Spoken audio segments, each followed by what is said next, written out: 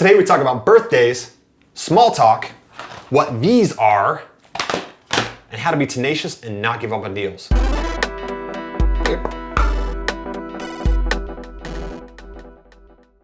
First of all, I want to say welcome to I Love Real Estate Stories from the Trenches, episode 2. You didn't think we were going to do it again, did you? Actually, the number one thing I want to talk about today, we do have an agenda for today, a little bit, something to talk about. But today is Jason's 36th birthday. 36th birthday. So I want to know, impromptu, what do you want for your birthday? What do I want for my birthday? I want fiddle stuff. I've been obsessed with fiddle playing for the last 6 months especially. But fiddle stuff. In terms of material things, like really, that's where I went when you asked, like, I was thinking like present-wise, but really all I really care about for my birthday is spending time with my family. Huh. Is that what you're going to do today? And just chilling, yeah. I took it easy this morning, and tonight I'm going to do some stuff with them. So. Nice. Did I tell you actually with that I started taking lessons from a girl who lives in Dublin, Ireland? No, really? I take Online? Skype lessons, yeah. You take Skype lessons? She teaches me how to play Irish fiddle tunes. Wow, what a crazy world we live in. So somebody wrote me a question and they said, as an investor, I still struggle with talking to sellers or buyers. I would like some advice on how to overcome this. I struggle with small talk. This was a question from Leslie. So this is extremely important, and this is actually going to bring us into the story for today. When you're in sales, which we're all in sales, right? Especially when you're talking with private sellers, you need to have that small talk. You need to have that rapport building experience. And the number one thing, I think, like how to deal with small talk, the number one thing above all else is caring. If you actually care about somebody, all the little techniques that people use and they'll teach you, which can be important to remember, like remembering somebody's name, talk about what they want to talk about, things like that, they all fall into line if you truly care about that person. If you truly care, you're going to listen, you're going to remember the name, you're going to talk about what they want to talk about. So I would say the number one thing is caring. And I want to give a perfect example of this and the positives and negatives, because in this story we're going to talk about positive and a negative from that was, recently a friend of mine named Matt had this property, right? Well, let me back it way up. He had a real estate agent, friend of his, who was dealing with a seller, or it wasn't a seller, they were actually trying to buy a house. His agent friend is shopping for a house for them. And Matt asks him, hey, do you know anybody who wants to sell a house? And he thought about it. He said, well, actually, they might want to sell their house because they need to sell their house before they can buy a new house, right? So this agent didn't really even think of the fact that the house that they were living in was a potential deal. So he tells Matt about it, and Matt recognizes that, yeah, this is definitely a potential deal. The house needed work and things like that.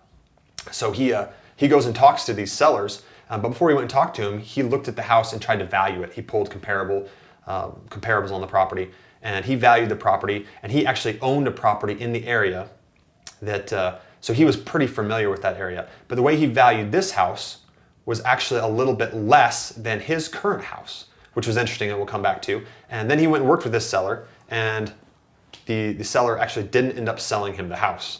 And he felt like he was in great rapport with the guy, and he was trying to negotiate with the guy a certain price. And the guy said, well, okay, I like it. Let me just sleep on it. Let me just sleep on it. And Matt, because he's inexperienced in this, he says, oh, let me just sleep on it. He takes the seller at face value and says, oh, he probably just really wants to sleep at it. Guys, let me tell you something. When you're working with sellers or in sales in general, when the person that you're selling to or trying to buy from says, I want to think about it, I want to sleep on it, they're throwing you something like that, they're basically telling you no and trying to say it in a soft way, telling you no. And that's when the sale begins. When somebody tells you no, or when you hear no, that's when the sale starts at that point. You don't take that at face value and actually just go away. The sale process obviously begins from the very beginning with Leslie's question. This is how I tied into this, the small talk. That's when the sale actually begins, because people want to do business with people that they know, like, and trust. And when you get in there building that rapport with them, that small talk, it all stems from caring about them and understanding their situation. That's going to get you in the door, so they'll actually be honest with you, and they'll start to think about doing business with you. They'll start to tell you what their true needs are, so that you can then solve those, so you can then sell to them. So the difficulties Matt came here were twofold, I thought. Number one, he undervalued the property. He had a property that was on a little busier street that had siding on it and no garage. And he sold it, or he's selling it for $185,000. Now this house, he told me when he first talked to me about it, he valued it around $175,000. Now, after he missed this deal, he came back and told me that he missed the deal. I started asking him about it and said, well, this other house, the deal that you missed, tell me about it. He said, well, it's a little farther east. Like, okay, is it on a busy road? No, it's not as close to that. I said, does it have a garage?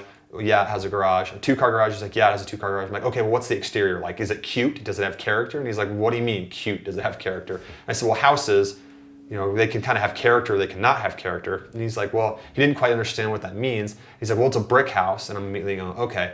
And then when he actually showed me a picture of the house, I was like, this is the definition of character in cute house. It's a house that, it's not siding, it's a brick house, and it's got one of those cool fronts with like the, like the nice, yeah. I mean, it's just got What do they call character. it, like a Tudor style kind of? It was totally Tudor, like just cute. I mean, it was like the definition of curb appeal. That's like the kind of bomb house that a guy and a girl who are looking for a house together, maybe newly married or something like that, they're going to see that and they're going to fall in love. Absolutely. It had curb appeal and it was cute. It was dripping with cute and character. Wow. So I'm like, hang on, let me understand this right. Your house was worth $185, but it was close to a busy road, had siding and no garage. Similar square footage. Yeah. And it was $185. This house is worth $175, but it's in a little better area, not close to a busy road. It's got a 2-car garage, and it's brick with cute character. Yeah. Said, so why is that house worth $175 and yours is worth $185? And why did he think that it was worth less? Like, was it a smaller, was it kind of like a technical thing, like less square footage, or? I don't know what he was thinking with that. And after the fact, when I brought that up to him, just like I brought that up to you there, he went, oh, it probably was worth more. And I said, yeah, it probably was worth more. So that was mistake number 1. He undervalued that property. Well, mistake number 2, he goes into that seller negotiation with an undervalued property in his mind. He goes in there and he feels like he's in rapport with these people. And then he gets to that all-important point where they said what they'd wanted, and he's trying to negotiate something different. And then they told him what they wanted, and then he didn't quite give them. They said, well, I'm going to give you this. And that's when they said, well, you know what? That sounds good, but we just want to sleep on it. We just want to think about it, right? And he told me after the fact, all the while, they were getting phone calls from this other guy, right? This other guy named Steve. While he was with While them? he's in there negotiating with them, they're getting phone calls. He knew that? Did they say? Oh, he told me this after the fact. He says, he's there with the seller and the seller's girlfriend, and the seller keeps getting these phone calls. Oh, it's just that guy again. And she's like, oh, he keeps calling. So he knows that there's this other guy just hot on the trail, right? Oh, no. Finds out the guy's name's Steve, right? Hot on the trail. But then he says, okay, well, he's going to think about it. He really is going to think about it. So he leaves, right? Well, the next day he calls him back, and guess what? Done deal. Steve signed it up. It's a done deal, right? Yeah. Steve gave the guy what he wanted, because the guy said, well, I really want this, and Matt wasn't giving him quite that because he undervalued the property. He didn't properly value the property. So, yeah, and that's when I talked to him about it, because I also had a conversation with him kind of separate from you. He mentioned to me that if he had to do it again, that he would have just given them what they wanted, because what they wanted was extremely reasonable, but he was just a little bit reluctant to give them that because he thought it was worth less. And I look at this, I want to stress this, it was inexperience on his side. He just didn't really think about it. He didn't really lean on anybody else. He went in there on his own accord trying to go ahead and get it. But what would have happened if he would have just given them what they wanted at that time, because he sees the phone ringing, he sees them going somewhere else? What would have happened if he gave them what they wanted? What does he lose there? He's got a contract at that point with inspection deadlines and stuff. What does he lose? So I'll tell you another aspect of his situation in particular.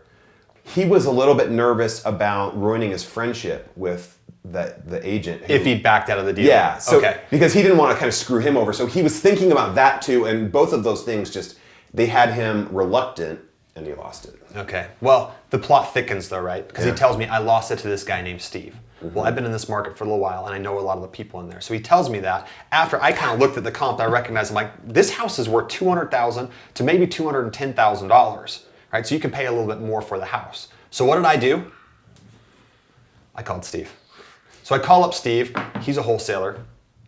And so speaking about the small talk and stuff, he's kind of a friend of mine, but I took him to lunch. We built that friendship even more. It's very important in the business to business too, right? Business to business is a wholesaler and a retailer. I took him to lunch. We talked. We built rapport. We are good friends now. And I said, hey, what are you going to do with that house on the street? I recognized that he'd got this house done. What are you going to do with that house? He said, well, we're going to figure out what we're going to do with it. We're not sure. We might fix it up and resell it. We might wholesale it. So how much are you going to wholesale it for? He said, well, we don't quite know that yet. Okay. So right there, I said, I'm very interested in the house. Will you let me know? He said, yes, he would. So then I left that and I followed up with him. I sent him text messages. I called him. Hey, you know what you're doing with that house yet? I haven't figured that out yet. I followed up. I had relentless follow-up with him, right? Until the time where he came up and he comes to me and he says, Andy, we actually have a price on that house that we will wholesale for this. Now here the plot thickens again. I knew the price that I was willing to pay for that house. I knew what the repairs were. I knew what I thought it was worth. I thought it was worth about $200,000, maybe more, right? I thought it was $30,000. So that was your after repair value? After repair value. About 200? 200,000. Whereas Matt thought it was 175 Yeah. until I talked to him later and said, yeah, it probably was higher. So I said 200,000 at least. I think it gets 200,000. Repairs were about 30,000 or less. So I backed into it and I thought, I'm comfortable, really comfortable paying 125 for this house. Now, Steve hadn't come up with the wholesale price yet for the property, but I knew that going in my mind. I knew that for when he called. I kept following up with him. And he calls me up and he says, Andy, we've come up with the fact that we will sell this house. It makes sense for us to sell it at $135,000. What do? Do I walk away at that point and say, okay, well, it's not going to work for me. See ya, right? Or do I stick with it like I tell people to do all the time with sellers? What do you do when a wholesaler says that? So what did you say to him? When he said $135,000, I was just kind of like, I don't remember exactly what I said to him, but I said, you know what, Steve? I said, why did you come up with that? What do you think it's worth? He said, well, I think it's worth $200,000 to $215,000. And I said, okay, I can see that. It might be worth that because there is some subjectivity that goes in there. But I knew where I wanted to be with this. So what's a solution that I can come up with? I could just say, one, walk away, right? And that's what most people do. When the sale shuts down right then, they're just going to walk away from this thing. Or two, you can go into it and be a little more tenacious, like I want to emphasize that you guys should do. I said to him, look, here's where I think it works. I said, I'm very confident it's worth $200,000. I'm pretty confident on the repairs. So I feel really good at 125. And he was like, oh, wow, that's $10,000 off. He wasn't quite sure. So then the difference was I said 200, he said 215, what we thought it was worth when it resells, right? So I came up with a creative solution for him. I said, look, I wanted to insulate my profits basically, right? The real estate world is cold, so insulate your profits. So I just came up with a creative solution right there on the spot so I didn't lose this deal because I knew that, I was there, he had a deal he wanted to sell, I wanted to flip the deal. So I said, look, I'm comfortable at 125, you're at 135 because you feel like it's worth more on the back end. So I said, what if we do this?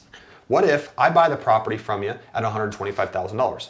I'm gonna put about $30,000 into it and I wanna sell it for at least 200 or more. Of course I wanna maximize my profit. I said, how about anything over $200,000 we do a percentage split on?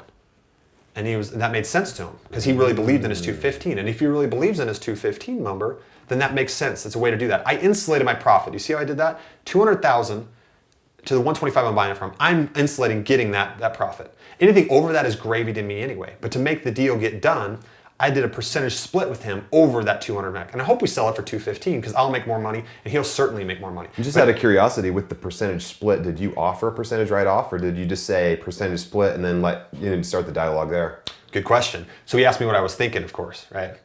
Negotiation back and forth. So what do you think? I said, well, what do you think? And he kicked it back to me and I said, look, frankly, I wasn't going to negotiate super hard because I didn't really care. The only thing I really cared about was getting it for 125. You wanted him to just be happy doing the deal at 125. So I can insulate my profit. Because as soon as I get that locked up, then I make a profit. I have work and I can make a profit at that. But I said, well, I think 50-50 sounds fair. Doesn't that sound fair to you?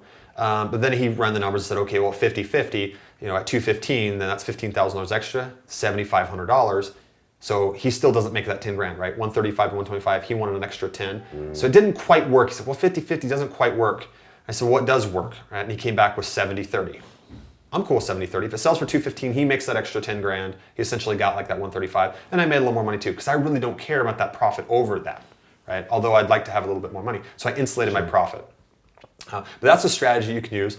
Have you ever done that before? I've done it before with sellers and things. Okay. But my point with this is this. With business to business, working with wholesalers, right? Or working with real estate agents and stuff, and with business to customers, when you're selling to private sellers, the sale begins when the person says no. So don't give up right there. Don't think, oh, whatever, they want too much for the property and walk away. Is there a creative solution? And it's because I came up with a creative solution. He's happy, I'm happy.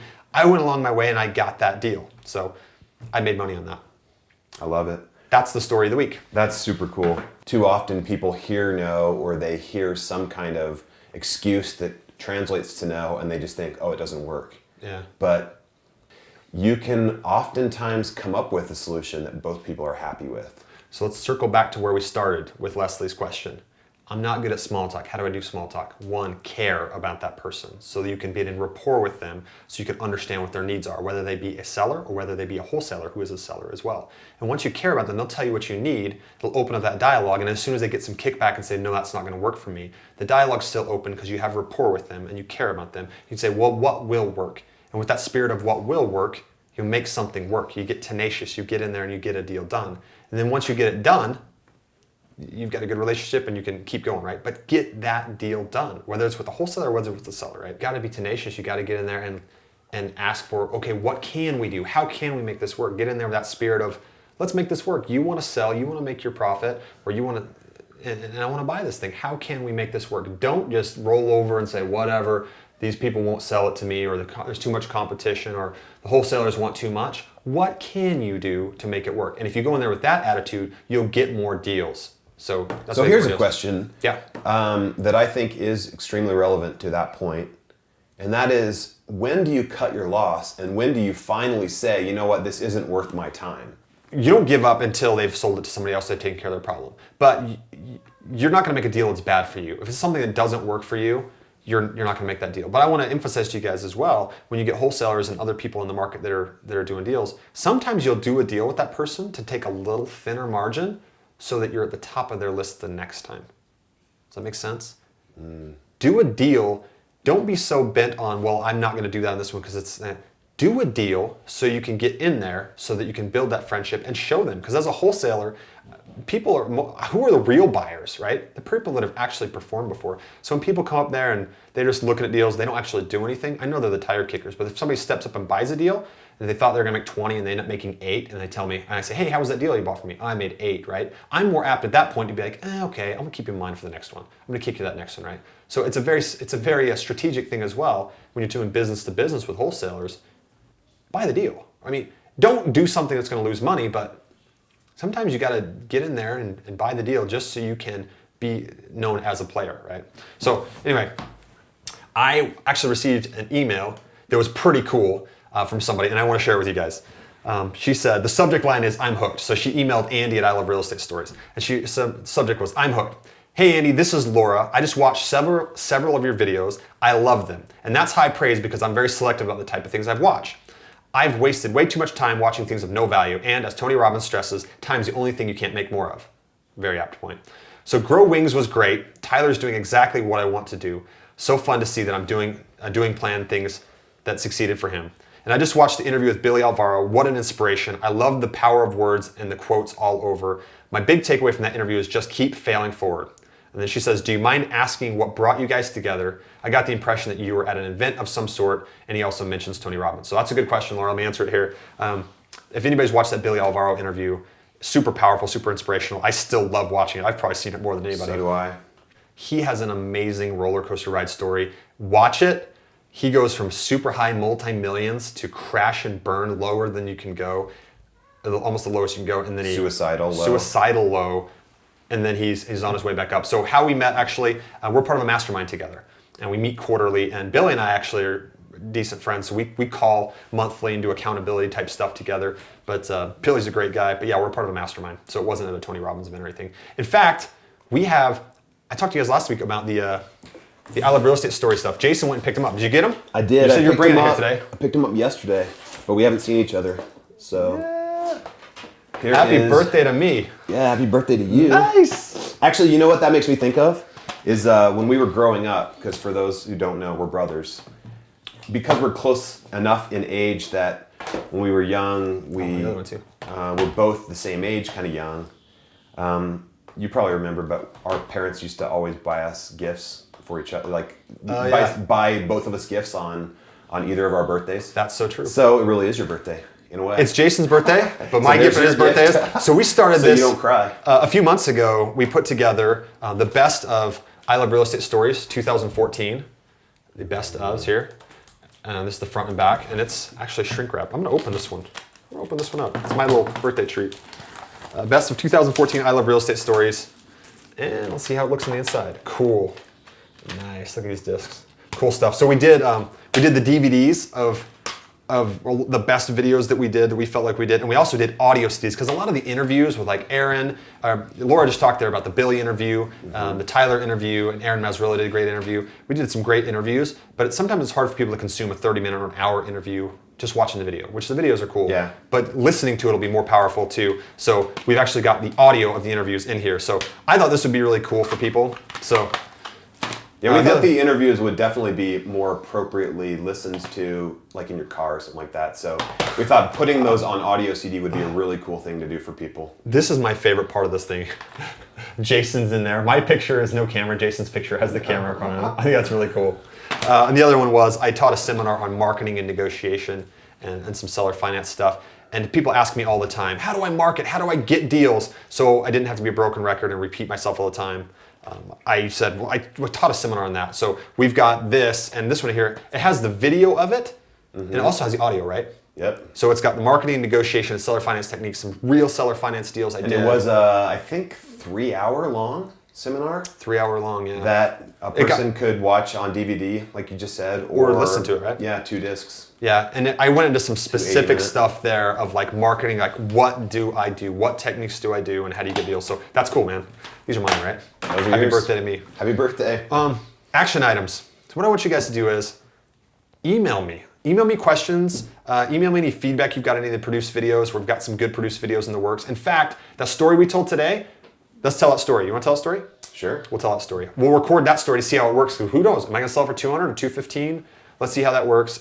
But interestingly enough, I do have a question for you guys. If you have any deals, I do deals in California, New Mexico, and Utah. So if you have any deals and you're in any of those states, email me, please. And you'll see that I will take the care with your deal that I take with the rest of the deal. Because I want to do more deals too. So let's do deals together. If you have something, email me. Also, I just want to say that I actually saw Laura's name as well. She didn't email me, but she commented on one of the videos. She actually commented on the Nat Borchers interview, which I thought was really cool because you guys watched that, right? Unfortunately, most people haven't seen it. Nat Borchers' interview is very interesting. Nat is a real estate investor, but he's actually a professional soccer player. And there's a team in Salt Lake called Real Salt Lake. Yeah. And he's on that team. He's not anymore. He actually just got traded. But oh, did he really? Yeah, he just got traded. He's up in Portland now. Really? No way. He's going to Portland. Wow. Yeah, Nat's a great guy, but I interviewed him, and what'd she say about it? But I thought that it was fantastic that she commented on it because it just lets us know that people are watching. She said, "Great interview, Andy. As an RSL fan and real estate enthusiast, this was a real treat. With all the avenues one can take in real estate, it's interesting to hear Nat's direction." Huh. What was Nat's direction? We're not going to tell you. You got to go watch it. But that's it. These, I think we're going to have these available for sale on the website. Yeah. We haven't put that up yet. We probably have by the time you're watching this. We only have a few of them. We didn't have that many of them made right off. We think it's pretty cool, so we're hoping that other people will find the value in them as well. I think they will. Awesome. Well, that's it. Next week. I don't know what we're going to talk about. We'll talk about some cool stuff. Email Andy. Oh yeah, email me, Andy at iloverealestatestories.com, or follow me on Twitter at McFarlandAndy. I'm on Twitter. It's like you can text message me, and we'll talk to you next week. Come on in, buddy.